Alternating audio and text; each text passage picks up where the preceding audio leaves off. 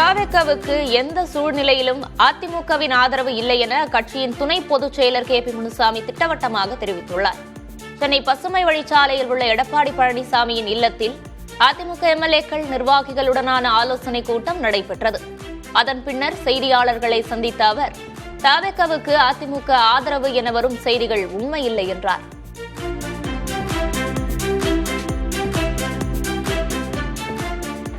அனைத்து இந்திய அண்ணா திராவிட முன்னேற்றக் கழகம் மிகப்பெரிய இயக்கம்.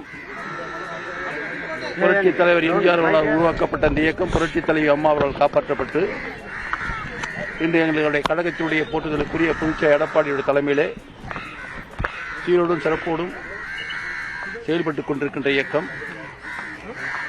எந்த சூழ்நிலையிலும் அனைத்து இந்திய அண்ணா திராவிட முன்னேற்றக் கழகம் தமிழக வெற்றிக் கழகத்திற்கு ஆதரவு தெரிவிக்கப்படவில்லை என்பதை எங்களுடைய கழகத்தினுடைய போட்டுதலுக்குரிய பொதுச் செயலாளர் எடப்பாடியாருடைய அனுமதியுடன் தெரிவித்துக் கொள்கிறேன்.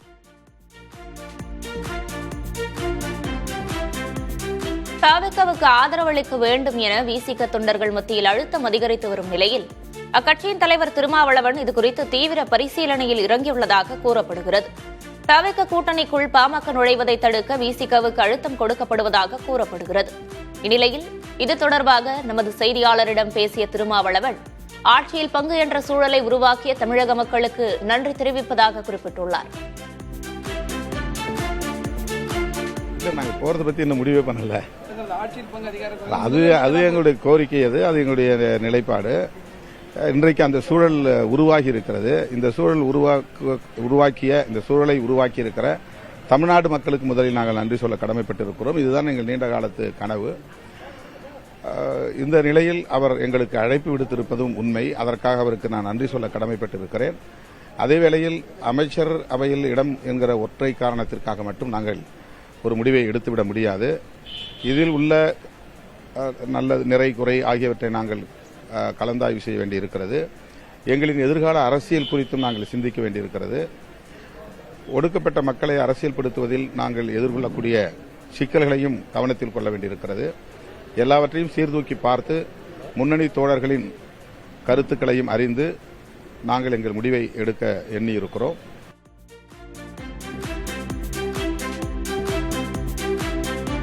தவேகவுக்கு ஆதரவளிப்பது தொடர்பான விவகாரத்தில் விசிக தலைவர் திருமாவளவனின் முடிவுக்காக காத்திருப்பதாக அக்கட்சியின் துணை பொதுச் செயலர் வன்னியரசு தெரிவித்துள்ளார். புதிய தலைமுறைக்கு பேட்டியளித்த அவர் விஜய்க்கு மக்கள் வாக்களித்ததை ஏற்றுக்கொள்ளத்தான் வேண்டும் என தெரிவித்தார். இதை போன்ற அடிநிலையில் இருக்கிற தொண்டர்கள் தலைவருடைய முடிவுக்கு நாங்கள் அந்த முடிவை செயல்படுத்தக்கூடிய இடத்துல நாங்கள் இருக்கிறோம். அதனால் தலைவர் எந்த முடிவு எடுத்தாலும் அது எங்களுடைய கட்சிக்கு நல்லதாக இருக்கும், தமிழ்நாட்டு மக்களுக்கு நல்லதாக இருக்கும் நாங்கள் நம்புகின்றோம். தமிழக வெற்றி கழகம் இந்த அளவுக்கு வாக்கு பெறுவாங்க, ஓட்டு வரும் அப்படின்றத நினைச்சோமா சார்? இல்லை, அதுதான் திடீர் அலை அப்படிங்கிறது நம்ம பார்க்குறோம், எதிர்பார்க்கல. ஆனால் மக்கள் வாக்களித்திருக்கிறார்கள், அதை நம்ம ஏற்றுக்கொண்டு தான் ஆக வேண்டும். எங்களுக்கு கூடுதல் களமாடுவதற்கான ஒரு வாய்ப்பாக நாங்கள் இதை பார்க்கிறோம். ஆட்சியில் பங்கு அதிகாரத்தில் பங்குங்கிறத விஜய் தொடர்ச்சியா வலியுறுத்தினாரு. ஒருவேளை கூட்டணிக்கு போகும்போது விசிக அதை எதிர்பார்ப்பாங்களா? இல்லை, கூட்டணி அதாவது ஆட்சியிலும் பங்கு அதிகாரத்திலும் பங்கு அப்படிங்கிறது எங்களுடைய கோட்பாடு, எங்களுடைய நிலைப்பாடு அப்படிங்கிற வச்சிருக்கோம். அது இந்த சூழலில் என்ன முடிவு எடுக்கக்கூடியது அப்படிங்கிறது எங்களுடைய தலைவர் எழுச்சி தமிழர் அவர்கள் எடுக்கக்கூடிய முடிவு. அந்த முடிவுக்காக நாங்கள் காத்திருக்கிறோம். சிதம்பரம் தொகுதியில் தனது எம்எல்ஏ பதவியை ராஜினாமா செய்கிறேன், அதில் நீங்கள் போட்டியிட வேண்டும் என ஸ்டாலினிடம் கூறியதாகவும், ஆனால் அதனை அவர் மறுத்துவிட்டதாகவும் பாஜக தலைவர் தமீமுன் அன்சாரி தெரிவித்துள்ளார். சென்னை ஆழ்வார்பேட்டையில் திமுக தலைவர் ஸ்டாலினை அவரது இல்லத்தில் சந்தித்த பின்னர் செய்தியாளர்களிடம் பேசிய தமீமுன் அன்சாரி இவ்வாறு கூறினார். நீங்க சட்டமன்றத்தில் இருக்கணுங்கிறது எங்களுடைய எல்லாருடைய விருப்பம், தமிழ்நாட்டு மக்களுடைய விருப்பம். தேவைப்பட்டா சிதம்பரம் தொகுதியில் நாங்கள் ராஜினாமா பண்ணுறோம், நீங்கள் போட்டியிடுங்க அப்படின்னு சொல்லி விருப்பத்தை தெரிவித்தோம். உடனே முதலமைச்சர் ரொம்ப இந்த கையை அழுத்தமாக பிடிச்சி, அந்த ஒரு வார்த்தை நீங்கள் சொல்லக்கூடாது, நீங்கள் உள்ளே போகணும், செயல்படணும் சிறப்பாக அப்படின்னாரு. மறுபடியும் நான் அதை வலியுறுத்த முயன்ற போது மறுபடியும் கையை அழுத்தமாக பிடிச்சிட்டு அப்படி சொல்லவே கூடாதுன்னு சொல்லி ஒரு உரிமையோட ஒரு கண்டிப்பாக சொன்னார்.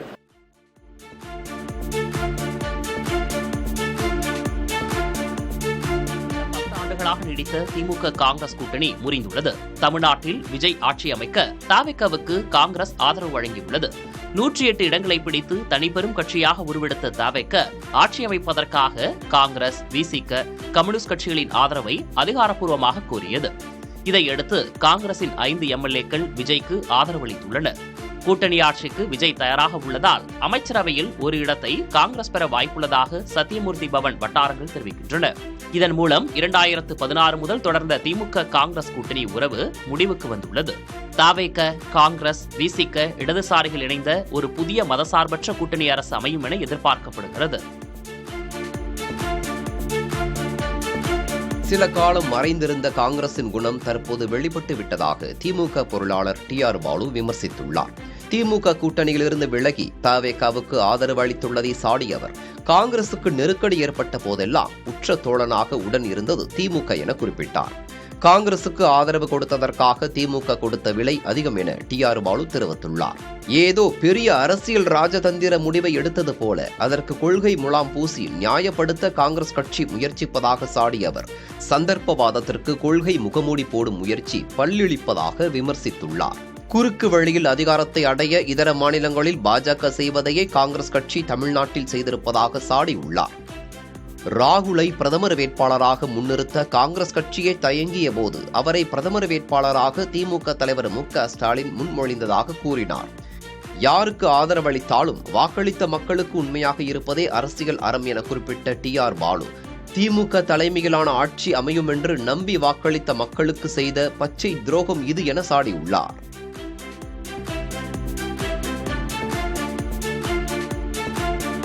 கன்னியாகுமரி மாவட்டம் களியக்காவிளையில் காங்கிரஸ் மற்றும் அக்கட்சி மூத்த தலைவர் ராகுல் காந்திக்கு எதிராக திமுகவினர் போராட்டத்தில் ஈடுபட்டனர். திமுக கூட்டணியிலிருந்து காங்கிரஸ் வெளியேறி தவிகவுடன் கூட்டணி அமைத்துள்ளது. இதன் மூலம் காங்கிரஸ் கூட்டணி தர்மத்திற்கு துரோகம் இழைத்துவிட்டதாக திமுகவினர் போராட்டத்தில் ஈடுபட்டனர். அப்போது ராகுல் காந்தியை விமர்சித்து கோஷங்களை எழுப்பினர்.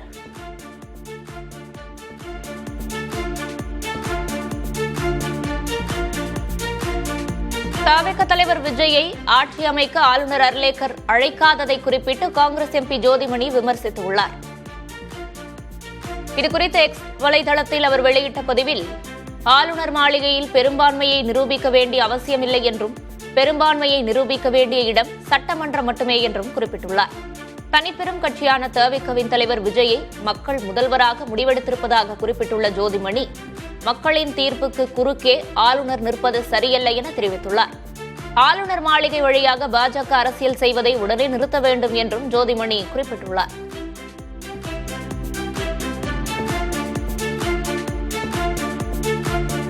தமிழகத்தில் விஜய் தலைமையிலான தவிக ஆட்சி அமைக்க காங்கிரஸ் ஆதரவு தெரிவித்துள்ளதை பாஜக கடுமையாக விமர்சித்துள்ளது.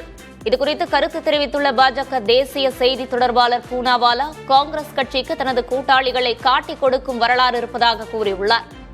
எதிர்க்கட்சிகளின் இந்தியா கூட்டணி ஒரு சீட்டுக்கட்டு மாளிகை போல சரிந்து வருவதாகவும் அதற்கு பொதுவான சித்தாந்தமோ தொலைநோக்கோ இல்லை என்றும் சாடியுள்ளார். மே 4ஆம் தேதி தேர்தல் முடிவுகள் வெளியான போதே இந்தியா கூட்டணி முடிவுக்கு வந்துவிட்டதாக பூனாவாலா கூறினார்.